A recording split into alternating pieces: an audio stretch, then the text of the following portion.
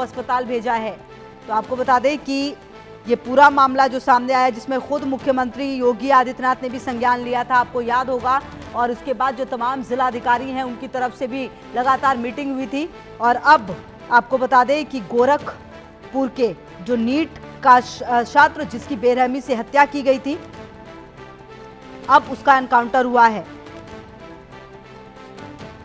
ये अहम जानकारी आपको दे रहे हैं। और देखिए, ये अहम जानकारी इसलिए भी क्योंकि इसमें खुद आपको बता दें कि मुख्यमंत्री योगी आदित्यनाथ ने इस पूरे मामले में आपको बता दें कि सीधे सीधे आदेश दिए थे और कहा था कि इस पूरे मामले की जांच की जा रही है। और अब आपको बता दें कि अब तक 4 गिरफ्तारी भी इस पूरे घटनाक्रम में हुई है और कई सारे सवाल इस पूरे घटनाक्रम ने उठा दिए थे। और इस पूरे घटनाक्रम के बाद सीएम योगी आदित्यनाथ से मांग भी की गई थी।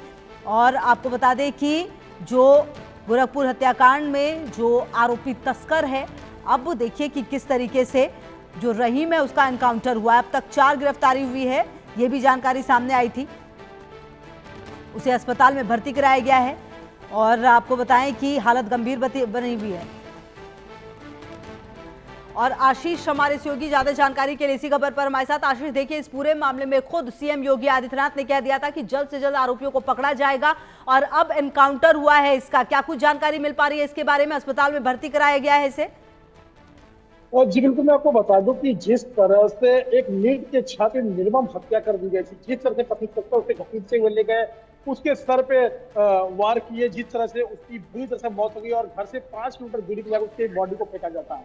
सीएम योगी ने संज्ञान लिया था, सारे आला अधिकारी पहुंच गए थे और जिस तरह से एसटीएफ, क्राइम ब्रांच, एसओजी और पुलिस की टीमें लगी हुई थी। कुशीनगर से जो मुख्य आरोपी था, जब पुलिस ने उसे पकड़ने की कोशिश की तो पुलिस ने ताबड़तोड़ से फायरिंग चालू कर दी। पुलिस की जवाबी कार्रवाई, जिसके दोनों पैर में गोली लगी है।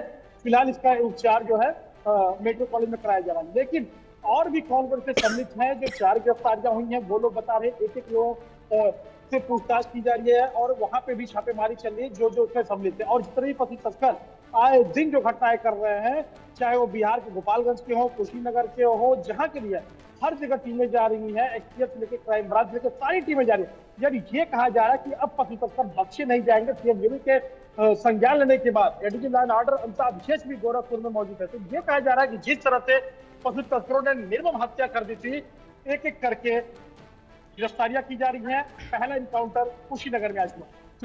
तो आशीष, कुल मिलाकर ये माना जाए कि अभी तो ये शुरुआत है और कहीं ना कहीं जिस तरह से पशु तस्करी का पूरा खेला चल रहा है, कुल मिलाकर ये भी हो सकता है कि आने वाले समय में इसके एक बड़े नेक्सस का खुलासा हो सकता है इस आरोपी के जरिए ही।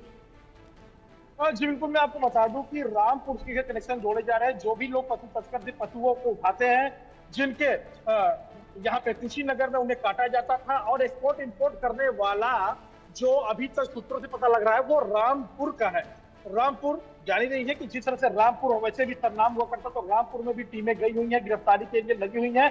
तो एक बड़ा खुलासा जल्द से जल्द होगा। जिस तरह से पशु तस्कर इतने निडर क्यों है, पशु तस्कर आए दिन हमले कर रहे हैं, आए दिन पशुओं को उठा रहे हैं, तस्करी कर रहे हैं, आखिर ये ले जाते कहाँ है? तो इसका कनेक्शन रामपुर से आ रहा है। तो रामपुर में एसटीएफ, क्राइम ब्रांच की टीमें वहां भी पहुंची हुई, वहां भी छापेमारी चल रही है। अच्छा, इस आरोपी रहीम के बारे में और क्या कुछ जानकारी मिल पा रही है आशीष? क्या ये किसी तरह का हिस्ट्री शीटर रहा है? किस तरह का इसका इतिहास रहा है? इसके बारे में और क्या कुछ जानकारी मिली? इसके साथी कौन से रहे? क्या इस घटनाक्रम से भी उनका सीधा सीधा लेना देना रहा है? जी बिल्कुल, मैं आपको बता दूं कि पहले भी